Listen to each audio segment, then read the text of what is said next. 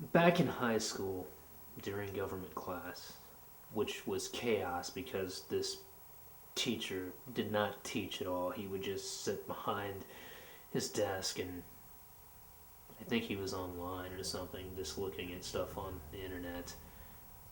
I think. I don't know what the hell he was doing, but he never taught. He would just pass out these worksheets that no one ever did except for a particular type of student. So it just left the class was basically or the situation was just complete chaos. Uh, it was basically everyone just talking and just it was nuts. But a controlled kind of chaos, like nothing. Yeah, it was just talking, gossiping, blah blah blah.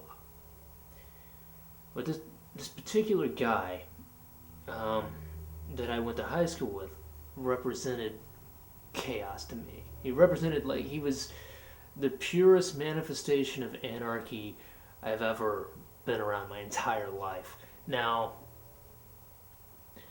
that may sound like a compliment. He's not like it's not like he was like some Alan Moore creation, and you were really the man. This is something. This guy's the real deal. This was more. This is frightening. This is very very scary. Uh, so one day, I was sitting there at the desk just doing the nothing that I did, and he comes over and plops down next to my desk. I think nothing of it because sometimes he comes over and he'll just talk to whoever's around. But this particular day, I noticed out of the corner of my eye that, like, his pants are down, his wiener's out, and he's jacking off. He's whacking off there in the middle of this classroom situation. Um, I don't know how many people saw it. I'm pretty sure some people did see, but like, again, it's just I don't know, nothing shocking, I guess.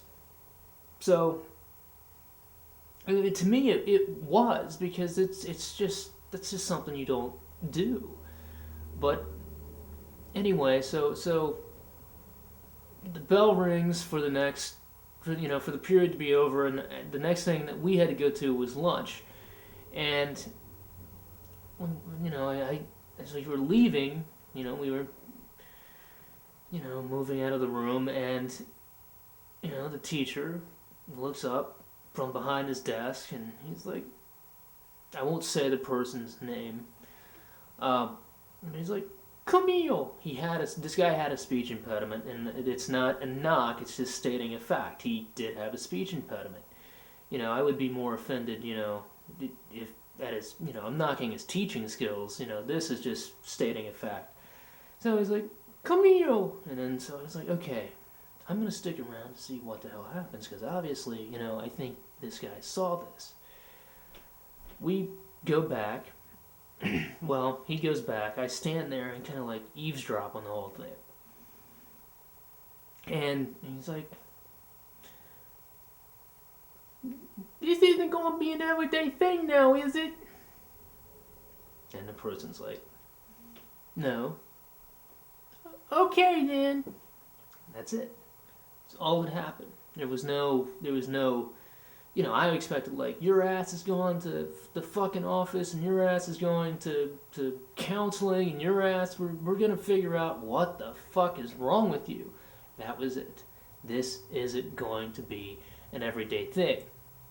Now, the stranger part of the story for me is that after this happened, there was a storm and a student.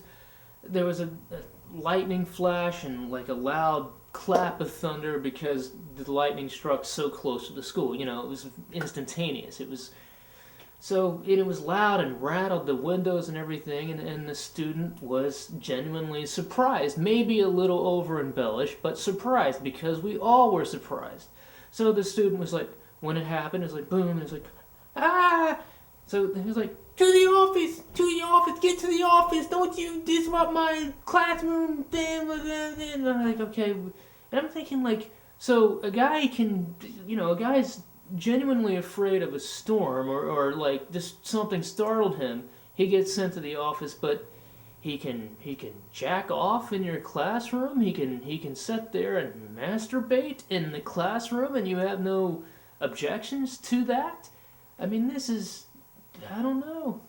What the fuck?